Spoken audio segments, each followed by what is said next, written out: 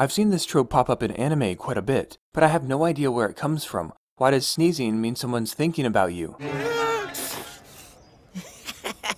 I'm pretty sure everyone in Central knows my name by now. Heck, the same can be said for the nosebleed trope, though I suppose there is some logic there. Elevated emotions lead to heightened blood pressure. The shallow blood vessels in your nose are already prone to rupture, so increased pressure there could theoretically lead to...